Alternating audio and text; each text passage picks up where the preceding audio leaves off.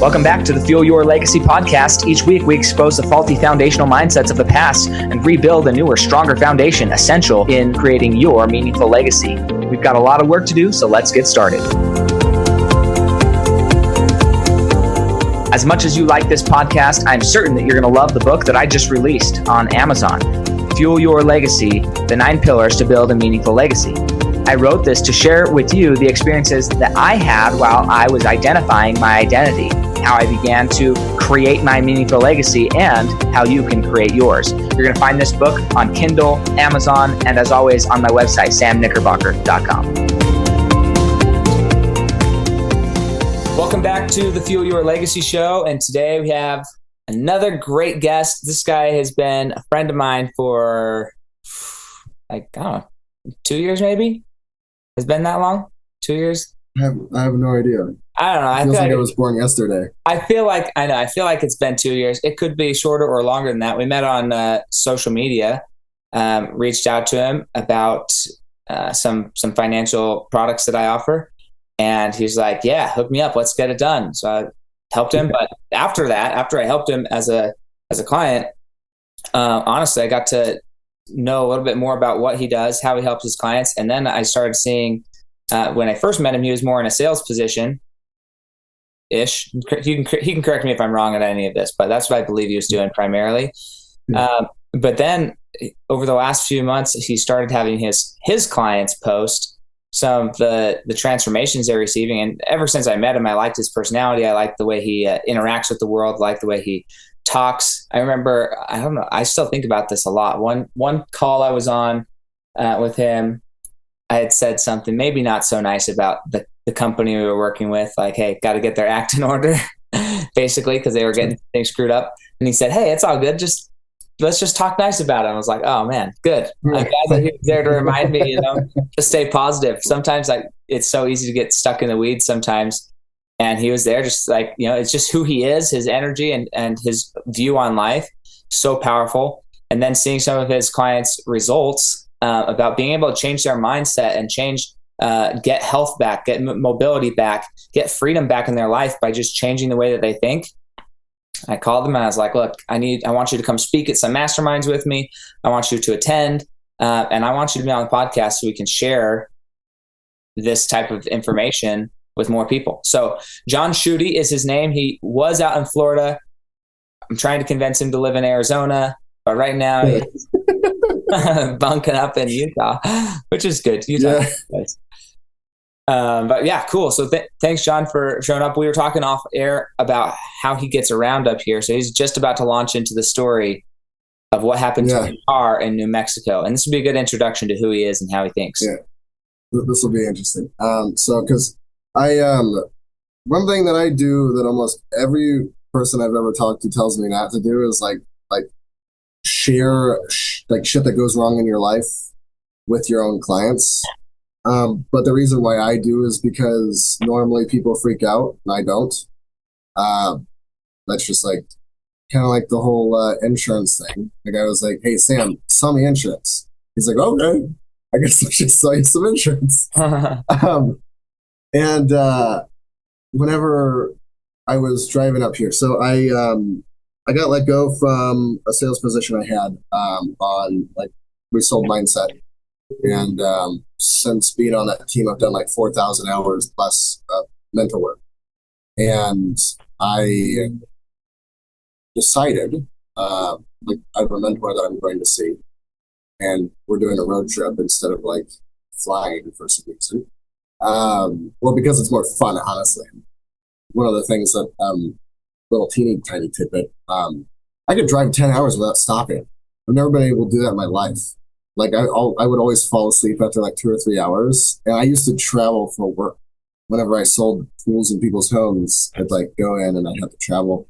And that's a teeny tiny win that I'll share here. But what happened was we went from Florida to Sarasota. We drove to New Orleans, stayed there for 2 or 3 days, hung out with some hot European chicks, and it was the first week of Mardi Gras, so it was pretty fun. I went to bed early. I didn't go out for Mardi Gras. Sure you did. Sure you did, John. I wanted to go out so bad, but my shoes were completely wet and I had no clean socks. So I would have had to like walk around the city in barefoot. I'm not walking around New Orleans barefoot. Yeah, it's a spectacle to see, but I'm not doing that. So we're driving from we go there for 3 days. We stay in Houston for a month. Don't go to Houston. It's not worth it. It's like it's corporate and ghetto, and that's it. There's nothing fun. There's like no cigar bars. Like I don't want to network it with anybody. That it's not an exciting place to be. So I leave Houston, and we're driving through all of Texas, which I've done once before. Okay, so check this out. This is the cool thing about Texas is the longest state to get through ever. Yes, it's like 16 hours. And you're still in the same place. And you're like, you're still in Texas. Okay, so backstory. I'm going to do this Pulp Fiction style. So we already talked about like car breaking down in New Mexico. But 3 years ago, the way that the mind works is you will keep replaying and recreating the things that are in your mind if you don't clear them out. While the work that I do is like, okay, like a lot of stuff I'm working on right now is around guilt because like I feel guilty for making so much money so easily. Like I start making all this money and then you have this guilt and then you feel bad for it. So then you sabotage yourself. So I'm like clearing that out right now so I can make money easier because money is so unbelievably easy to make. It's like stupid. Mm-hmm. Like it literally falls. It's made up first of all. So like you can make as much of it as you want. It's just numbers on a screen or like dollar bills that represent nothing other than time and effort. And that's why it's like so interesting, like the whole like infinite banking and all that. Like you just like, money is just debt. So you just create more money by having more debt. But going back, 3 years ago was driving through. This is to the whole like you will keep recreating the same thing if you don't clear it out. I was driving through New Mexico. You remember that storm that hit Texas that knocked out like all their power? It was on the news. Like the winter storm? Yeah.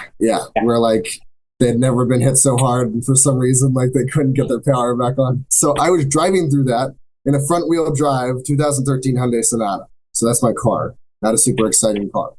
And I'm driving through that storm. The ice is like this thick on the road and I'm going 70. I actually crashed 3 times during that road trip. But the most significant one, I was driving, it was like 1 a.m.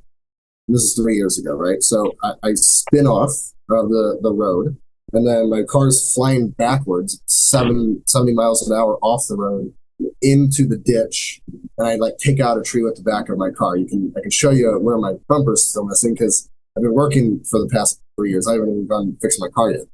And I spin out and I take out a tree, and I'm stuck in the snow, and I try rescuing me. There's a semi that stops and I'm like, nah, I'm just going to sleep in my car, turn on the heat every 30 minutes to an hour and do the survival thing because like I'm big into survival and that kind of stuff. And then a guy stops by and he picks me up. He's in a truck and he's like, just come with me. There's a town nearby and it's Santa Rosa, New Mexico. And, I'll help you get a hotel and then you can call and, figure this out in the morning. I'll drive. And I get in his car. He's got like a shotgun in the passenger seat. Like I'm like, I kind of like this, but I kind of don't. Like, I don't like being in my situation right now. And I go and I stay in Santa Rosa for a day. I get my car towed and, it was fine. It could run. Fast forward to 3.5 weeks ago. 2.5 weeks ago. Wow. Yeah. Time's flying by. This was like on the 3rd of March. So very recent. Today's the 20th. And we're driving through and we're going through New Mexico, same exact highway. And my car engine blows up 20 minutes outside of Santa Rosa, New Mexico. I recreated the exact same thing because it was on my mind the whole time. And you get what you focus on. It's not you get what you focus on like if it's just money. No, you get absolutely everything you focus on because you're creating in your mind. And that's all the physical universe is just manifestations of what it was ever in our mind. That's it. So I create my engine blowing up. Like I'm smoking. 1 a.m. My engine starts pouring into my cabin with smoke, and my sunroof is open still, and it won't close because the car's dead. And I had my pillow because I had all my belongings in my car. I'm like moving to LA, right? So I put my pillow up on there because that's the only thing that's going to fit and cover it. And I'm just like, cool, I'm just going to chill out here, call up my friend who I travel with. He's actually inside right now recording videos for his program. And I'm like, hey, dude, my car just blew up. Can you come get me? And he turns around, comes and gets me. That's the story I was going to share with you because you had asked. Yeah. But the reason why I think it's interesting is because in the moment, whenever my car blew up, and it's like, and like the transmission's done, the engine's done, the engine's totally shot. It's just Audi 5000. It ain't working on me. And I didn't care. I was just like, I had like a couple, like a little bit of fear, like, is this where I die? I'm like, okay, cool. Like that's it. And then I'm just like sitting there, for the next hour waiting for my friend, just, in the cold car. Because I can't turn on my AC or anything. It's like, it's dead. I'm just chilling. I'm like, this is really interesting. I felt more guilty than anything. Guilty for putting him in a tough spot. But I wasn't scared. It's like, that's one of the things is when you do a lot of mental work, you don't fear death. Because you realize, like, it doesn't really matter. Like, that's one of the biggest motivators for people is death. And taxes. I'm just kidding. It's like a bigger motivator than like having kids and having a good life. They're more scared of death and the consequences of that, which there are none, than they are of like more people are focused on that, on the fear of death, on their own goals, or like on the present moment. Like not many times in our life do we get to experience like. We live a mundane life and we're like, man, I want my life to be exciting. But whenever our car blows up in the middle of the desert in the middle of the night and there's literally no lights around you could only see the sky. And it's like gorgeous. It's amazing. We ask for variety in our life and then we get mad when it happens. That is variety. I asked for that. Yeah. I wanted something interesting to happen and I got something interesting to happen. Now you have a story. And then I came back here and closed because I started my business on January 1st, closed my first $10,000 deal in my business and with a coaching client who's like, it's insane. He's been like, he's got text waiting for me right now to read. He's like constantly sending me wins. So like to go from that, most people will get knocked off the horse. The reason why I share this is because like for everybody who's listening, it is possible to have nothing bother you. Period. It's like it's a that's why I do what I do is like it's like a gift I can give. Like to have nothing matter. Because if nothing matters, because like things are only tough in life because of the meaning we give the things that we think are important. I would say nothing matters, but everything's significant. Well, that's exactly why things are hard. Yeah. Because significance means that you're adding mental weight to it. And or positive weight to it. So like what I'm saying is for my life, how I would describe like nothing mattering and living just at a homeostasis of happiness or joy is like nothing matters so generally when the word matters comes up, I feel like it's often a negative connotation. Like it matters that this happens. This holds a weight of significance or a weight that something changed. Where I would say, although it's not negative, like it doesn't matter whether it happened or not, it's significant that it did because now I get to choose the reactions out of it. So there was still a turning point when the thing that didn't matter happened, or there was still an experience to have. So it's like, I would say that was a significant event. There was a lot of events that happened on your trip, that you're not telling me about? I mean, like probably 34 hours worth of driving that just didn't happen. Did it all matter? Not really, and nothing was significant, but the significant was, okay, this happened. Now, what was the significance of that experience?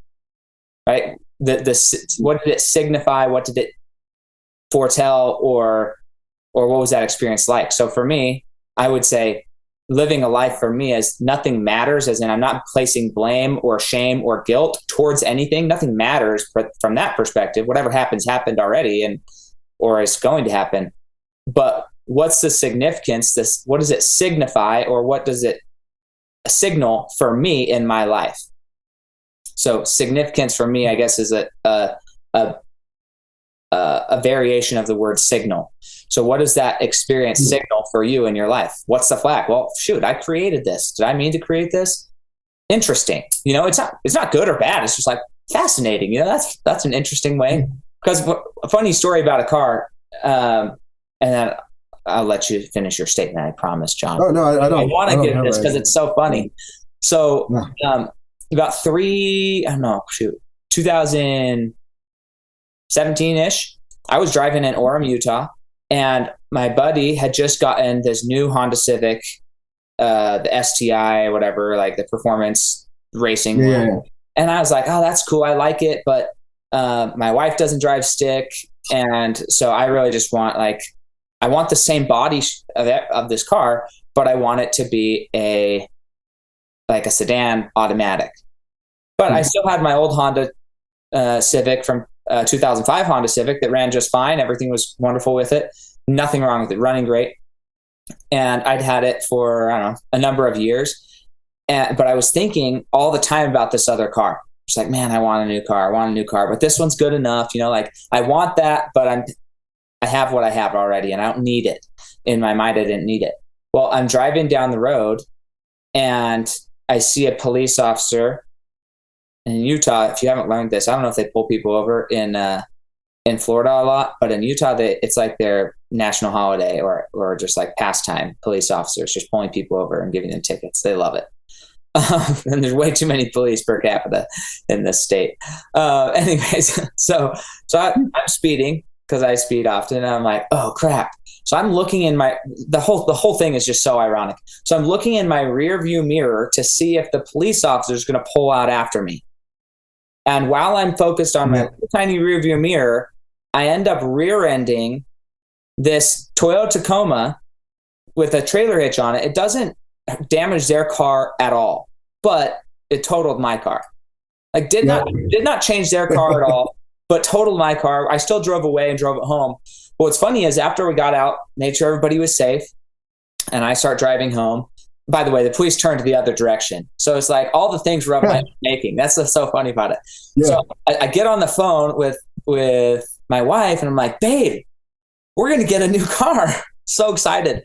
She's like, what do you mean? Why are we getting a new car? I'm like, because I just totaled this one. This car's done. How are you so happy about this? Are you okay? She's asking all these questions. I'm like, I've been waiting for a new car. I could have been more specific about how I wanted to get a new car. I wasn't. That was my bad. Yeah. That was something I could have controlled that I failed to. But I'm excited about the new car. I didn't view the experience as a negative in my life. So many people would have been like, oh, my day's ruined, But for me, I was like, I've been asking for this new car. I'm so excited about the new car. This was the method that the universe chose to progress the storyline, simply because I wasn't more clear about how I wanted the storyline to play out. Okay, whatever, and I moved on. So it's just funny. Did it matter? No. But was it a significant event? Sure. It was significant in that it signaled my brain to be grateful immediately and be happy and not be bent out of shape about it, but just like, oh, interesting. Okay, moving on. Yeah. So good card. That's how it goes. Yeah, absolutely. That's a good lesson. Being clear. And you can't be intentional if you aren't clear on what you want. So if you're asking for a new car, you're going to get a car wreck. Because that's what happened to me. I kept talking, because I give presentations in my business, and I talk about my car, but I'm hyper clear on my car, what I want it to be, and all the details, how I'm going to finance it, all of it. I know every single detail about it. and I use it as like a juxtaposition to how most people are clear in their entire life. Most people don't have that level of clarity in anything, much Right. less in life. But like I know every detail, and I can rattle it off from memory. Like I know all the numbers, not to like maybe the closest 100. Let's say I know all the numbers, but like I know all of it. And then I pull in my car getting wrecked, and I might be able to total it out, which would allow me to have a down payment to get the car that. So it's not that bad, like. And I'm going from a Hyundai to a Jaguar, so it's like I'm going to be pretty happy with that. And I can drive faster because it's a V8 instead of a. What Jaguar are you getting? What do you should ask? Is it the F type? No, it's the one that came before the F type. I think the F type's too. Well, actually, by definition, it is. Like the F type was supposed to be the feminine version of the XKR or the XK, because it's smaller and it's shorter and it's kind of like a Porsche and a Porsche. So it's a 2015 Jaguar XKR, black on black, racing seats with white stitching. If you look that up, it's a pretty sick car for the price. It's only like 34,000. 2015. Under 40,000 miles. And it's another one that I was looking at. It doesn't exist anymore because it's super rare to have white stitching. But I really want white stitching on the racing seats. And it's got a 5-liter V8 supercharged engine, and it's as loud as a 2013 Ferrari California, which, to put it into perspective, is very loud. So that's why the two things I wanted in my car was I want a lot of horsepower for the money. 500 something horsepower for 34 grand, ain't too bad. And then I want people to know I'm there. I want to have the like disgustingly loud, supercar engine. Well, as long as it like goes fast. The problem is sometimes in Utah, probably everywhere, but I see it more in Utah than I do in Arizona now that I moved down there. But you have like these Honda Civics or whatever that are all tricked out, and they've got these giant mufflers, and it's like, but yeah, the car's like dragging. It's not even going fast. It's like, dude, you got no business having that loud of a car that's snail moving down the road. Like, get on. I mean, this is stock. It's stock and super loud, so it's nothing fancy. I don't think unless they have a part that would make the muffler sound like an actual Jaguar, I would totally buy that. I would love it. Yeah, that'd be so good. Other than that, I'm not gonna trick it out because it comes pretty nice. Whenever it was first sold in 2015, it was a $120,000 car, so it's got like all of the really nice features, but I don't have to pay $120 grand for them. Yeah, that sticker price is real crazy. I like Yeah. I haven't done research into the XKR, but I do like the F type a lot. Yeah. The XKR has a bigger engine than a stock F type. But they're very similar and they look similar, or just. Well, look it up. Look up I'm looking Jaguar at it. XKR. Yeah. So an F type it has the exact same everything. It's just a little bit different body style. It's the same body styling as a Aston Martin BBS. It's the exact same body style. So I was like, how can I get really close to an Aston Martin without, spending all that extra money? I fell in love with Jaguars when I was on my LDS mission in Scotland. One of the people there had one, and they're just like, in my opinion, for a sports type car, they're so much smoother to drive in than a lot of sports cars. Like driving in a McLaren and I think it was a McLaren. It's so bumpy, and a Lamborghini, like they're not. Have you ever done an Audi R8? I haven't ever been in an Audi R8. Oh, it's so nice. Yeah. Like the handling, it feels like I'm gliding. Like imagine you didn't wake up. Your head's still on the pillow. You hear the roar of the engine, but like the suspension's beautiful. So like you don't feel anything on the road. and you just feel like one with the car and you're just gliding through space. It was like one of the best driving experiences ever.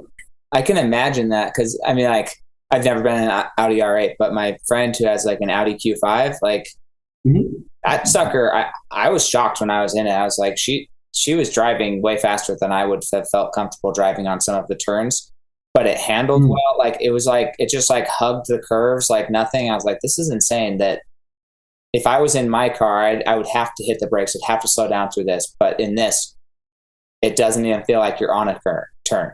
It's just like I'm going super fast. It's just, I'm looking up.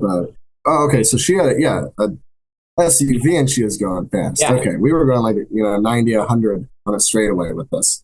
But I pulled like a complete U-turn, like starting speed at 70 miles an hour. And it just, nothing. It's perfect.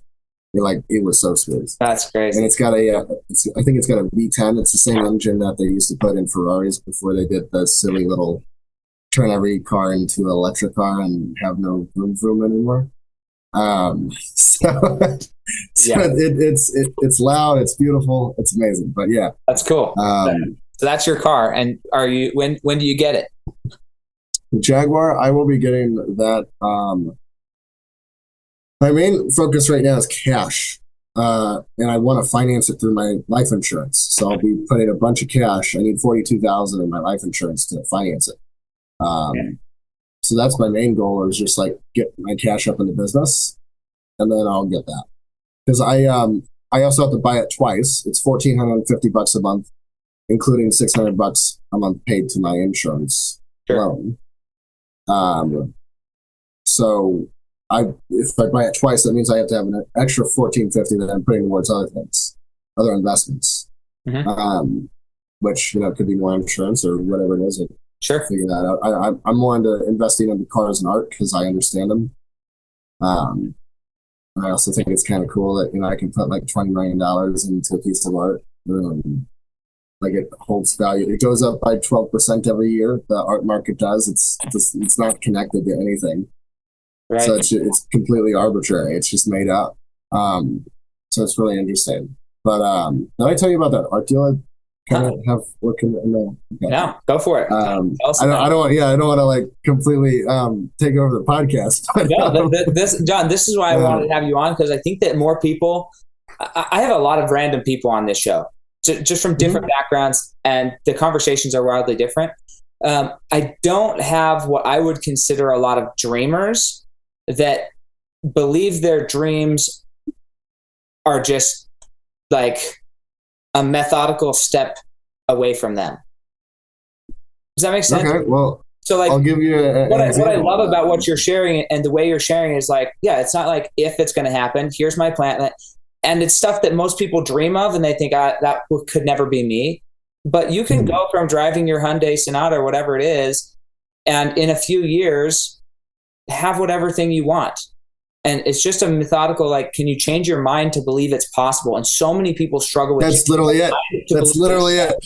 And so that's why I want you just to share about like what's going on in John's life. How is it unfolding? What are the processes? Because this is where people, they don't know how to think like you. They don't know how. Sure. They've never been taught. I had somebody on my podcast 2 years ago. She studies, or her study in college was linguistic anthropology. You told me about this before. I remember this because nobody's ever said that word to me except for you. Yeah, no, it's just like when you study linguistic anthropology, there's people who don't know the words of success. They don't have the vocabulary. They don't know what interest is. We're talking about 12% interest. It grows they have no idea what that even means. You see that? And they're like, why are you interested in me? They don't understand the language. They don't have the vocabulary of success. And so it's important that people not only hear the vocabulary, but they hear how to structure the vocabulary in a way that actually creates what they want. How to structure a sentence to be a creative sentence versus the demolishing sentence. And so that's why I'm really cool just letting you chat about your life, what you're doing, because I think it's important for people to experience what that thought process feels like, looks like, sounds like. Got it. So I'm going to go through a few things, and I appreciate that. Yeah. The first thing is I don't think money. We always talk about success, in the only context that we talk about success is money, and it's the only thing that we all like universally grade each other on. But it's not the only measuring stick. Like right now, a lot of people might want my mental freedom, but they don't want my financial situation. And if I was only using money as a measuring stick, then they wouldn't get any help from me. They couldn't, because they would look at my bank account and say, John, I don't want to have your financial situation. You're not a millionaire yet. You got debt. Yeah, I got debt. Right now I got all kinds of stuff going on, and I'm taking risks when most people wouldn't. And that's because like my three highest values, none of them are money. Are power. So power, learning, spirituality. I like to learn about, like, this is like the thing that got Travis. Travis was like, dude, I just want you to talk about war generals. So if you could do like a thing on that. I'm like, okay, I haven't even focused on that in a while, but fine, I'll figure out how to like turn something about war into something useful for 6 and 7 year business owners. I'll figure out a way. Because like I see how excited he is about it. So I'm like, as long as if Travis is the only one that enjoys this, I'm good. No, you'll have a lot of people excited about it, because in that crowd, you get a lot of people who are not obsessed with, but they study history. Like a lot of the people, they study history to know, like, how do we win like these people? Like how did they manage such a big army and or manage so many people and get them to act in coordination to get where they need to go with generally respect, sometimes fear, but generally like there's a directional asset to what they do. And so there's a lot of studying there. Like, how do you build that? How do you build a culture that demands excellence, that doesn't allow for, it's kind of interesting. Like it doesn't allow for failure because everybody's equally invested in the success of each other. So everybody holds each other to a high standard. So it's not just the one leader who's coming down on everybody, but everybody equally is holding each other to a high standard of becoming. So anyways, I would say we all study history and I'm taking notes, by the way. I'm not. Yeah, no, I understand that. History and war leaders, because I feel like most of the people that are going to be at that mastermind, they're all at war with something. The book by Patrick Bet-David, his most recent book, said, choose your enemies wisely, right? You have to choose what are you going to war for? What are you going to war against? Like, what is the thing that you're deconstructing systematically and dismantling so that the belief or identity that you believe should be on top prevails. And just like this level of freedom that you've experienced mentally and that you're able to help people with, you dismantle, just in what you just said in the last 5 minutes, you're saying, look, if you're going to judge me off of this standard, like financial success or all these different things, you're dismantling their argument to not want to pursue with you. And if they care about those things, then you are actively saying you're not for me, right? So what you did was you deconstructed the identity that might be against you and say, look, if this is how you're gauging success, either I'm inviting you to change because I think there's other ways to gauge success, or you probably won't want to work with me, which is NLP. By you're basically telling them, hey, don't try and work with me. You're saying you probably won't want to. You're not saying don't work with me. I mean, there's two camps of people. In the way, because like I help people who are further behind than me in multiple ways as their coach. But like if I have somebody, because like my purpose, my vision is to help people become more powerful for good. Because a lot of like it's the whole like they have guilt in their mind of bad shit that they did, and they keep doing the bad shit. That's where you get like billionaires and all that doing things that aren't ethical. Like you can make money ethically. Actually, I've made more money when I was more in ethics than whenever I wasn't. Like money flows so easily now because like I manage my ethics so precisely to know like, okay, cool. Like, yeah, I will totally throw one person on the train tracks to save, 50 others. And it's because everything is on a gradient in ethics. It's not like here's ethical, here's not. It's like, how ethical is it? And the thing is like, if somebody is like, 7, 8 figures, the two things that they should pay me for is to clear out their mental shit and to act as like Hand of the King. If you've ever seen Game of Thrones. I've watched it, but I don't know that much. I didn't watch it that intensely. Hand of the King is basically like second in command. Now I'm not asking like make me second in command in your life. No, but like that's what you pay me for, is like you want a perspective that is likely going to challenge your own. Because if you're only getting the same, like one of the stupidest, can I say the F word on here? Yeah, you can.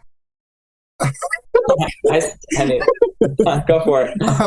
One of the stupidest fucking things I've ever seen anybody say in my life is I want to be around like-minded people. That's useless. You're saying I want to be surrounded by people who hold me accountable the way that I hold myself accountable, which the way I currently hold myself accountable isn't leading to the things that I want. I want to be around people who think like me. Well, the way that you're thinking is currently leading to your results. Why would you want to be around like-minded people? I want to be around people who think completely different than me, who challenge me in like either making how I explain what I do better or changing how I explain what I do, as an example, like changing the way that I see the world. Because that's why I only study. I don't like do how-to. If I need like a how-to thing, I'll go get it. But I'm not like, there's all these like coaches and course creators and all that. And I'm like, there's only a few things that I would ever need to pay for. I pay for masterminds, I study billionaires, and I study war generals. Those are the only two people who I want to be like, because my first value is power. So I only do things that are similar to those who were most powerful. And I change my beliefs. I literally have a list of beliefs of billionaires and war generals that I have that, like, that's my beliefs that I'm moving towards. And once I have them, then I'll go find more that I need. And it's like, I'm not going to skip with like, I don't want 7-figure beliefs. I don't want 6-figure beliefs. I don't want to like have, the beliefs of David Goggins. David Goggins is really good. But the thing, he's like really good at fitness and doing hard shit. But it doesn't mean that like a lot of the, here's another thing, like A-types who are always like full of energy and like, oh my God, just like charge forward, raw, like, like Andy Elliott, Grant Cardone, folks like who are just like, they just have them on in their ear like all day. Like those are the people who are grinding, and all grinding does. Do you know what grinding produces? Exhaustion. I don't know. For me. Dust. Yeah, dust. Okay. That's all that's produced. Sure. Now it makes a sharper edge, but whenever you're swinging the sword with the flat side forward instead of the sharp side forward, it doesn't rightly matter. And I'm not saying, what those guys share isn't helpful. It's all helpful. Sure. But it's the energy behind it, because here's where we talk about like energy tone levels. Those guys are at like a frustration, and most guys are at a fear. So if they can pull the guys out of fear into frustration, antagonism, and get them to move, then they start taking action. That's why they're like, massive action, you got to move. Like, what are you doing? And they're like shaming guys. They get them out of shame into anger, because anger is higher on the tone scale, and it means when you're angry, you take action. So that's why shame works so well for men. Whenever you shame women, they feel worse and worse and worse and get depressed. And it's more of shaming the masculine and the feminine. It's not shaming men and women. It's like masculine men love being shamed because they like their problems being shoved in their face. They love it. I love it. Like, I love that. But the other side of it is you have all these guys who are just working and putting in effort. More effort doesn't equal more outcomes. Intention equals outcomes. And all these guys, I'm talking, okay, perfect example. Talking to a guy, he's been doing 30 grand a month for like 2.5 years. And I'm like, it sounds like you're at a plateau. And he's like, yeah. But he's like MMA. He's never done any spiritual stuff in his life. And he just has like a few marbles in his head. I'm not saying he's dumb. He's a very smart guy. But he just doesn't have... He doesn't have as many tools as he could have. He has the few tools that he has, and that's it. He's not seeking it. Right. It's like whenever you meet people who are successful but simple-minded, like they have a cap on their income because you can only build as high as you can build the foundation deep. Mm-hmm. And that's why he's stuck at 30 grand a month, is because he hasn't started doing the mental work to actually dig out more space to build a deeper foundation for higher levels of success. And he's like a closer, and he works all day. He works like 10 hours a day, 6 days a week, and he's making 30 grand a month. And like, he's in great shape. He's healthy. He's got Rolexes and physical objects of wealth, and he's got about $500,000 in net worth. But for what? Like, you're like, especially as a salesperson, you have to keep selling to make money. He has nothing that's making money for him. Like, there's no efficiency being added in. John, you should introduce us. Yeah. Yeah. we should. He needs some life insurance. That's for sure. He needs a lot of wealth building tools. Yeah, building tools. That's funny. Yeah, bro, I bet he'd be sick of selling insurance. Like, if you could talk about that, dude, that'd be wow. Let's hook up the conversation. Yeah. Simple 3-way text. But that's like the challenge, is that it's all of this like energy and what we're led to believe. Okay, so I'm going to tell you the story. I'm going to juxtapose this. I don't even know if I'm using that word right. But we're all led to believe that putting in more effort and energy will lead to more outcomes. That even like wealthy people say that, but even they know that's not the thing that happened. Because there are people put in more effort and energy into more intentional, specific outcome things. And then they just say, they had more intention. Everybody, I had this conversation the other, I don't know if it was a conversation just with my wife or not, but they put in more effort and energy into more intentional things. But because the intentional things are different for everybody based on what desired outcome you're trying to chase, then it's hard for them to say, well, this is what I did specifically, like, and outline it. Because if somebody does what they do, then they'll end up chasing Sam's dream. Like, if somebody does what Sam does, then they're going to end up chasing my dream rather than their dream. So it's actually almost harmful to say this is exactly what I did, because then it impedes that. That's why I stopped taking advice from people. Yeah, it impedes their ability to actually reach their goals. It's just like, well, now you're going to be a mini me of Sam, and that's not what you want. I know that's not the purpose of this world. So why would I hurt you by telling you what I do specifically? Go find your own things that you're going to do specifically and do those with a lot of energy and intention and passion, and then that will get you to where you want to go. But if I tell you what I did, you're going to get to where I want to go. And although you might think that you want to be where I am because you see the accolades, the money, the whatever, then you might get here and be absolutely miserable because you climbed somebody else's mountain. And that's just the worst feeling ever, is climbing somebody else's mountain and realizing you're on the wrong fucking mountain. And that sucks. You know? Yeah. Yes, absolutely. I have a whole thing. I wish I could share it at the event, but I only got 30 minutes because I have this whole thing explaining why Elon Musk moves so fast. Like, I have a whole explanation of like how he does that. But I'm going to tell the story I was going to tell as the counter to that. Because like, I'm like, this is what, 6 months ago? I'm sitting on the sales team and I'm starting this e-com store because I'm like, oh yeah, I got to make some kind of form of money. I see all the students, because I was selling e-com business opportunity offer. Mm-hmm. I was like, why can't I do it? Why don't I try it? And I'm doing this and I'm checking it out, and I'm not really enjoying anything about the process, like, at all. And I'm moving really quickly. Like, I'm getting everything done. I get like 2 weeks worth of stuff done in a weekend. And I'm like, I don't want to do this anymore. Like, this isn't, I don't even care if I'd make a lot of money doing this. So I was like, what do I do next? And then I came up with this idea. I'm going to make fine art vision boards. So I take people's vision, help them get really clear on what the mountain is that they want to climb, basically. And then get 10 out of 10 clear on it. Not 8 out of 10, not 7 out of 10. You get 10 out of 10 clear on it. Because if you had perfect vision, like, let me ask you, Sam, if you were driving a car and you had 7 out of 10 vision, would you drive very fast?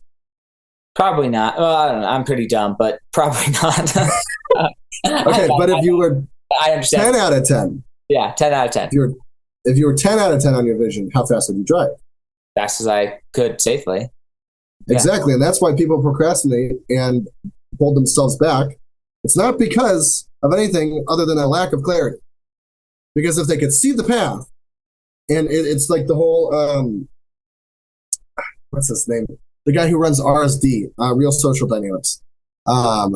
Something Owen Cook. There it is. So Owen Cook, he's like brain plus light. Now I don't believe that we're run by our brains. I believe our brains are in our bodies, but we have a brain, we have a body, we are a spiritual being driving around the body, and the brain is just how we interface with the body and tell it to do things. But he's like brain plus lane, and what that means is when you see a clear path to get to your goal, you speed up. That's all it means. And that's what's happening to Dylan. He's inside. He was trying to sell the wrong offer, and he just went back to an offer that was working previously. And he's been working like 8, 10, 12-hour days, just nonstop, doing videos, making sales. He's already got 100 people in. Like he's just like got an insane amount of momentum. And this is in the last 3 days.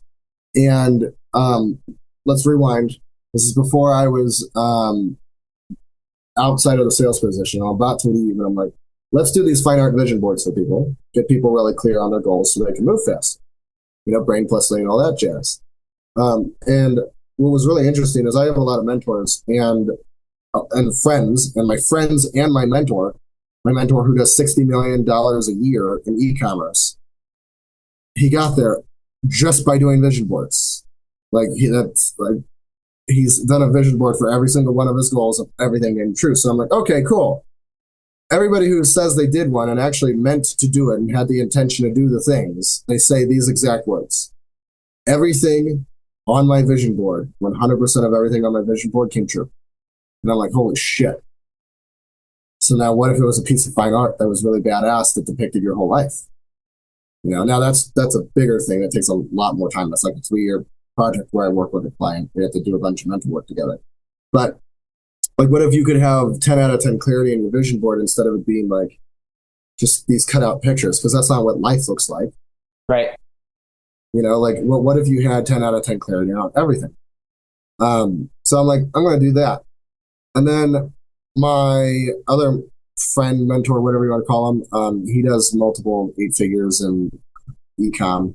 He used to work with Alex Becker. And he's like, I think you should listen to this podcast about Larry Gagosian. Now, Larry Gagosian is a billionaire art dealer, and I didn't know I could do that. Most of us don't have reality on what our options are, of what we can do, or what we like, the lanes we can create. Like, there's no such thing as a fine art vision board artist. I have one friend, one person in the world does it, and he's my mentor on it.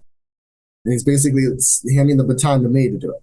So I'm the only person, and I'm glad I am, because it's like all I want to do. It's like, that's really fucking cool, and it's gonna be fun. But he's like, check out this podcast. I listen to the guy. I'm like, holy crap, this dude can call up somebody and make like $1 million commission from an art sale in like 10 minutes. Like he told a story in there of like, he called up one of his friends and he was like, hey, I got this painting. It's currently at 7 million. Do you want to buy it? And he's like, no, but will you do like 6? And then he calls somebody else and he sells it for 8. And then he calls up the other guy and he's like, I just sold it for 10. I'll sell it to you for 16 right now. And he sold the painting to the guy who said no at 7. He sold it to him for like 12, 13, $14 million on that call. And he made a commission of 10 to 20% per sale. So he just made like a couple $1 million over the span of about an hour. Selling the same 3 different people? Yes. Like every transaction he gets paid. So, and I'm like, holy crap, I want to do that. So I just like set an intention. I was like so unbelievably certain I'm going to create this. 3 months later, I get a message from a friend. She's like $100 million net worth. She's Shark Tank lady. Well, she was invited on. She's like the sweetest person I know. She's like so amazing. And she's like, and I'm not an art broker, so I have not told anybody I'm an art broker. And she reaches out to me and she's like, hey, I got this $950,000 art deal. That, do you know anybody who would want to buy it? And I'm like, holy shit. I just manifested this. Because like there was nothing, no other strings I put out. I just set an intention and it came to me. And I'm still in the middle of the art deal. Turns out it's, by the way, if you know anybody who needs a piece of art, it's Jackson Pollock, very famous artist, one of the most recent auctions for Pollock. sold for 130 million. And this one's not fully authenticated. So if they want to gamble $1 million to see if it's worth somewhere between 20 and 100 million, that's where it's going to land. My intention is to sell it for the $1 million. Let's get it authenticated. Pour in maybe 50, 100 grand more to get it authenticated, and then once we know it is, then it will immediately be somewhere between 20 and 100 million. And I'm just going to call up the guy who bought the $130 million painting and sell it to him. And it's like the fundamental belief that I changed in myself is that I used to believe that I couldn't just take bigger baby steps, and I couldn't have it now.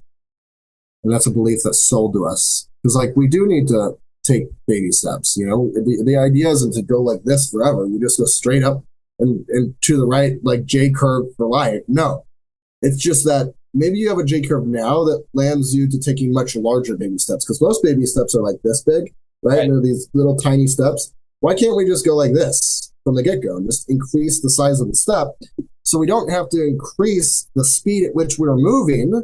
We just increase the amount of space which we move through with each step.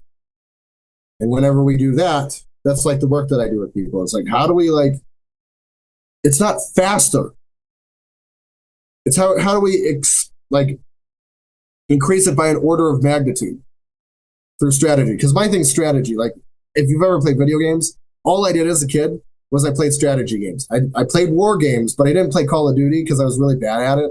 And I was 11 and I get yelled at. So I'm like, I'm just going to pick that. I don't like that anymore.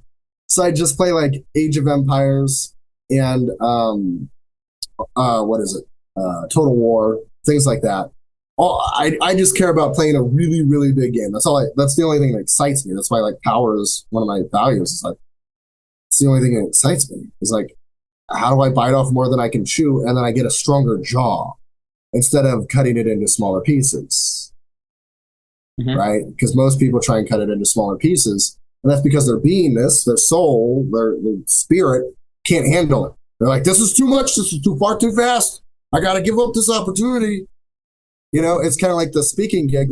I've never spoken in front of 6- and 7-figure people. I have a negative net worth right now. And yet, for some reason, people think it might be interesting to listen to me talk. So I could do one of two things. I can let that intimidate me out of doing the thing, or just decide, let me go give a speech and totally fuck it up. Who cares? I'm probably not. But what if it bombs? And that's the thing is how do we just increase our baby steps? And if we do that, and the way you do that is you expand your beingness to take responsibility for more things in the physical universe. I'd have to draw that out to explain it. So we don't have time for that one, but we are we're running out of time. I know. I've been watching you. I hope that people are thinking there's going to be half the people who listen to this that are going to be like, I don't know what John's talking about. It doesn't make sense. Yeah. Right? And that's okay. The reality is you may not understand what he's talking about. The goal of us putting it out there is to is to be exposed to it. I did hear, or I've through a series of conversations over the last few days, it's been fascinating. One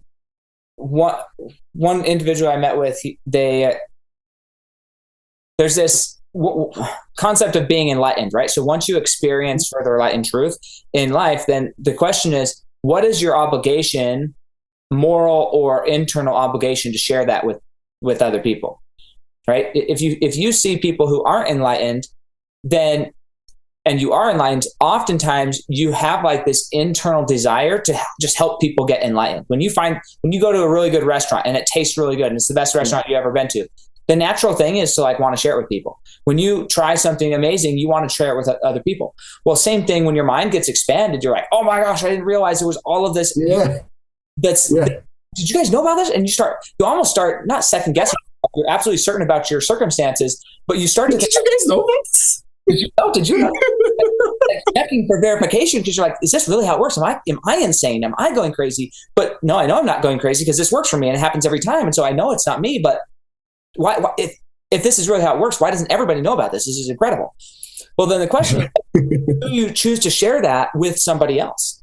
And when you read a lot of scriptural texts, many enlightened individuals through historical scriptural texts, actually they share to a point, and then what's fascinating, and I think this is so funny, like it doesn't matter what religion you're studying, they share to a point, and then rather than just not sharing anymore, or rather than oversharing, they all get to a point where they say, I feel spiritually constrained. I feel like I was instructed by whoever taught me, whatever, not to share more. Like they get to a point where they say, I don't feel that I am supposed to share anymore. I know more, but for whatever reason, they feel the need in spiritual texts. I can tell you why. I'm going to let you share that. Maybe you know why. Well, I believe I know why, so I'm going to let you verify why. But sure.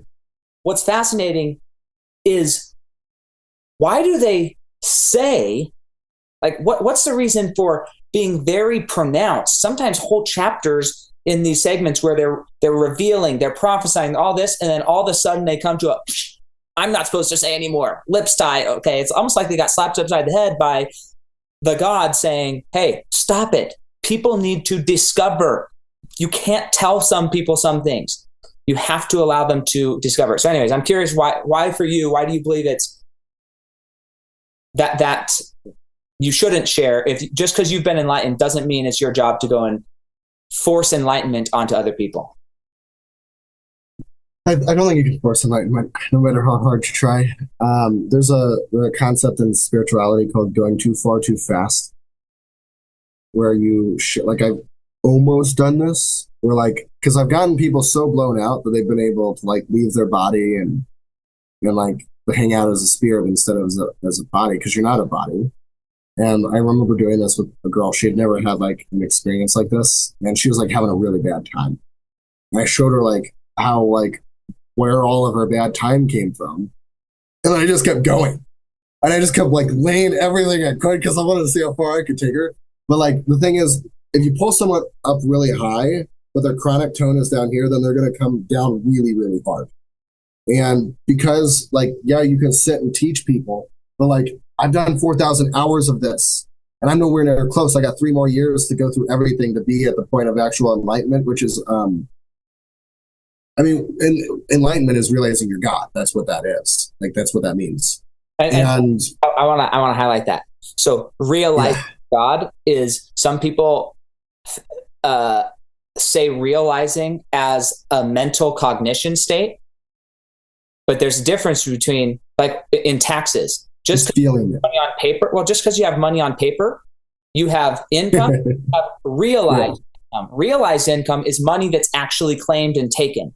Money that's happened in the stock market is not realized.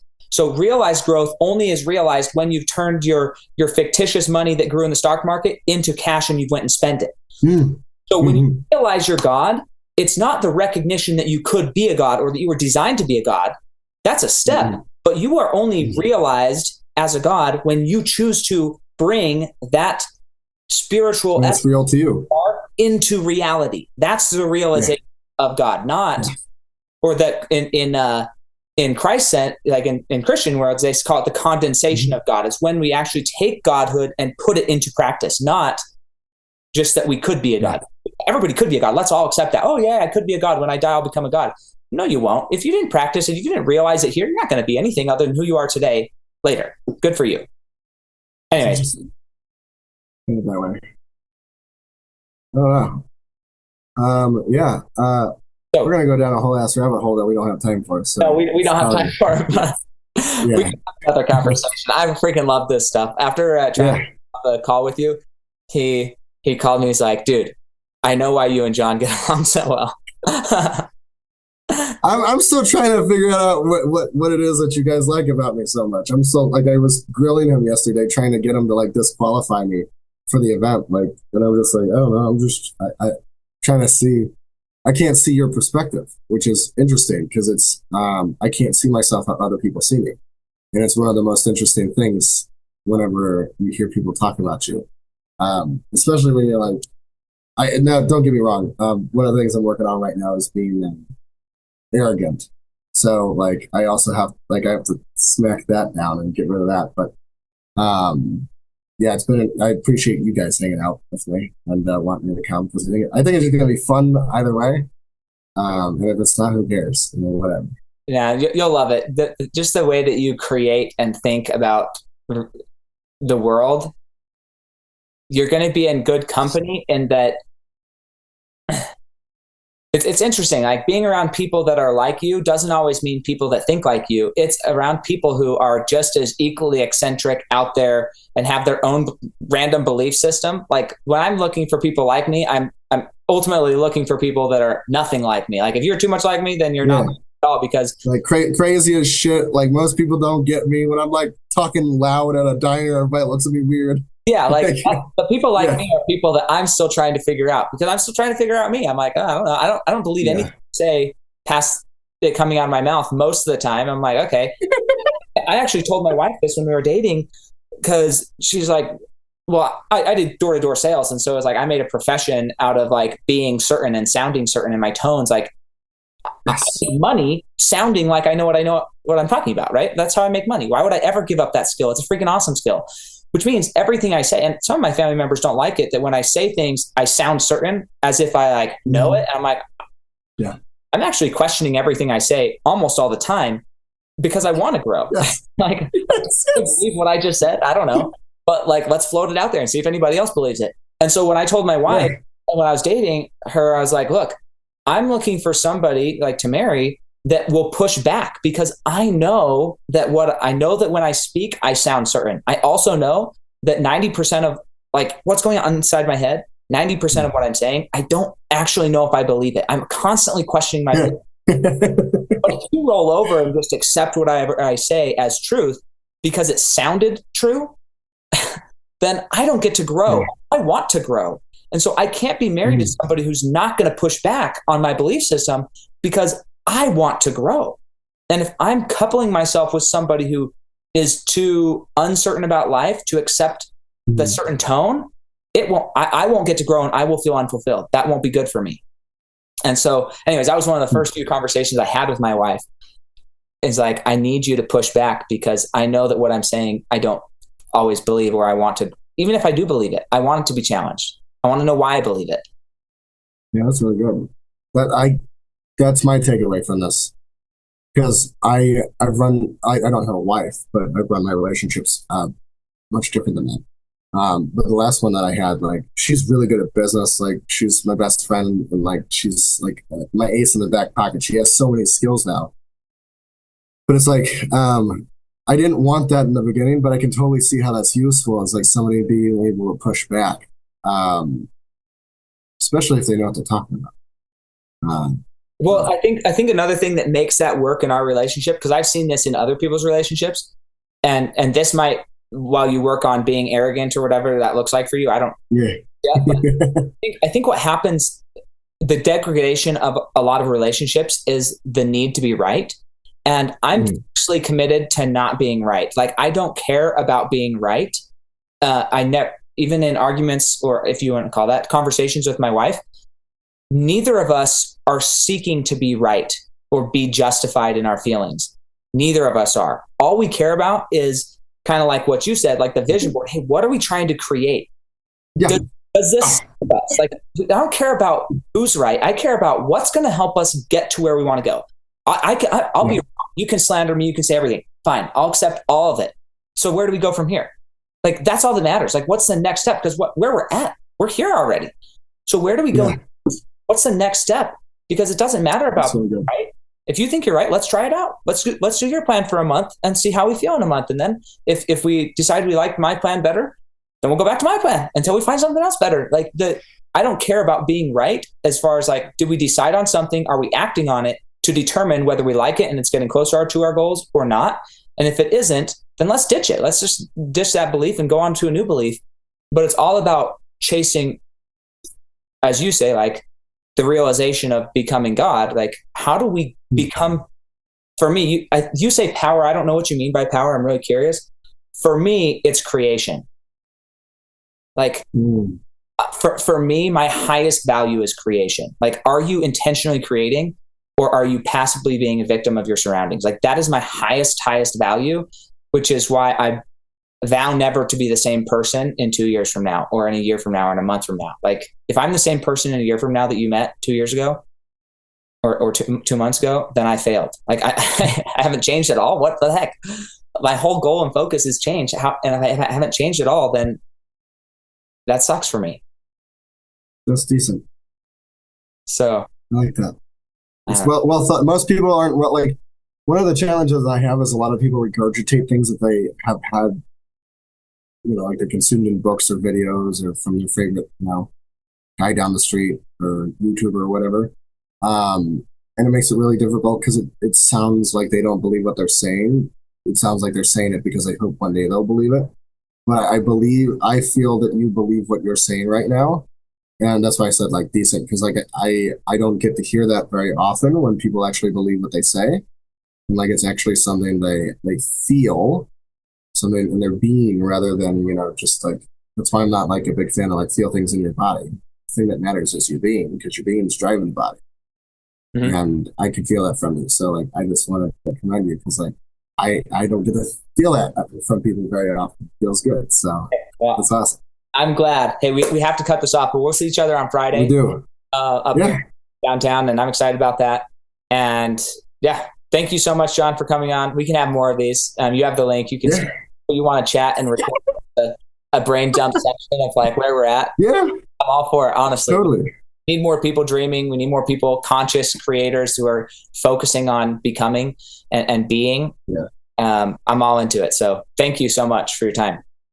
This is fun. Appreciate it. Hey, just really quick, if somebody did want to reach out to you and kind of involve themselves more in your world and your thought process, hire you to coach them, where would they go to reach you? Facebook. So John Schuette, JOHN SCHUETTE on Facebook. And I actually created a tool. I created 2 tools yesterday. Yesterday was productive. One of them was called the Risk Mitigator. So if you're thinking of doing something risky in your life, I'm going to give this tool to you for free. It's a whole tool that helps you basically. The thing that makes war generals successful in war is that they can consider all of the dynamics that are involved. And this is basically a tool that does that. It allows you to see everything you're not currently seeing and a risk that you might be wanting to take. It allows you, it has a ChatGPT prompt at the end to actually build a curriculum for all the things you need to learn that you get from going through the process. So I don't have a fancy way of explaining it. I literally just made it. But if anybody wants that, you can reach out to me on Facebook. Just like, I don't know, DM me Risk Mitigator. And if you know how to spell the word mitigator, I had to figure it out too.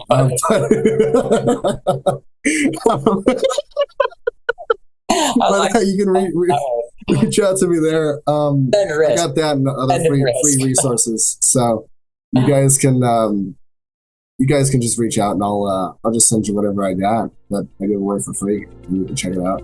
Awesome. Love it. Hey, we'll catch you guys next time on the Fuel Your Legacy show. Thanks for joining us. If what you heard today resonates with you, please like, comment, and share on social media. Tag me, and if you do give me a shout out, I'll give you a shout out on the next episode. Thanks to all of those who've left a review. It helps spread the message of what it takes to build a legacy that lasts. And we'll catch you next time on Fuel Your Legacy.